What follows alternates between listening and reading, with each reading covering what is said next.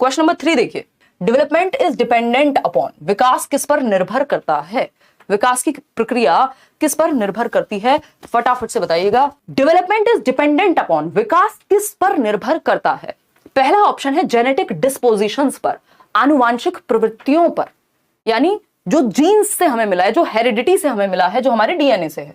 बात तो सही है, उसका रोल होगा, मैच्योरिटी में भी उसका रोल होगा, इंटेलिजेंस पे भी आपकी उसका प्रभाव पड़ेगा। बात सही है गलत है? बिल्कुल सही है ना। देखो शब्दों में नहीं फंसना, वो यहां से ना पकड़ के कान यहां से पकड़ेगा, कभी बीच से पकड़ेगा, यानी लैंग्वेज का खेल होता है, टॉपिक वही है, सिलेबस सेम है इतने सालों से। सोशियो कल्चरल प्रैक्टिसेस, सामाजिक सांस्कृतिक प्रथाओं का भी प्रभाव पड़ता है। जिस समाज और संस्कृति में आप रहते हैं, उस समाज और संस्कृति का आपके विकास की प्रक्रिया पर प्रभाव पड़ता है, ऐसा वाइगॉस्की भी कहते हैं, ऐसा ज्यादातर लोग मानते ही हैं।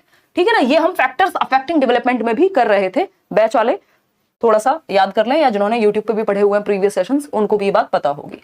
फिजिकल एनवायरनमेंट, भौतिक वातावरण, मैंने कल परसों ही बताया था किसी बैच में कि एनवायरनमेंट दो तरह के होते हैं, एक होता है फिजिकल एनवायरनमेंट, दूसरा होता है सोशल एनवायरनमेंट। भाई सोशियो कल्चरल प्रैक्टिस की अगर हम बात कर रहे हैं, इंडिया में आप रामायण पढ़ रहे हैं, महाभारत देख रहे हैं, उसका एक प्रभाव पड़ेगा आपके विकास पे।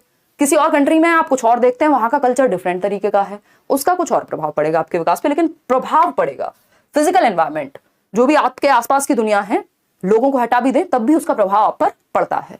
ठीक, तो आंसर क्या हो गया? तीनों ही बातें सही हैं। देखो इस तरह के ऑप्शंस में ज्यादातर चांसेस ये होते हैं कि ऑल ऑफ द अबव सही हो, यानी तीनों ऑप्शन सही हो, लेकिन हमेशा ऐसा होगा जरूरी नहीं है। बस आपको यह देखना है क्या आपको तीनों में से किसी एक को हटाने का वैलिड रीजन आपके पास है, क्या आप श्योर हैं।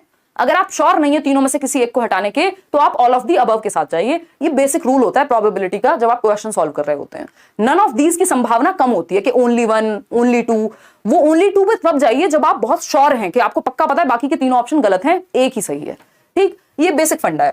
फर्स्ट सेकंड थर्ड सही है, यहाँ पे सिर्फ एक क्यों सही होगा, सिर्फ दोनों क्यों सही होंगे, सिर्फ ये सेकंड और थर्ड क्यों सही होंगे जब तीनों सही हैं। तो जब तीनों का ऑप्शन है तो हम तीनों के साथ जाएंगे। अगर तीनों का ऑप्शन ना होकर सिर्फ दो का ऑप्शन होता तो जो भी बेस्ट दो हो सकते थे, हम उन बेस्ट दो के साथ जाते। तो ऑप्शंस का खेल है कि आप जवाब क्या देंगे। ऑप्शंस को देखते हुए आगे बढ़ते हैं क्वेश्चन नंबर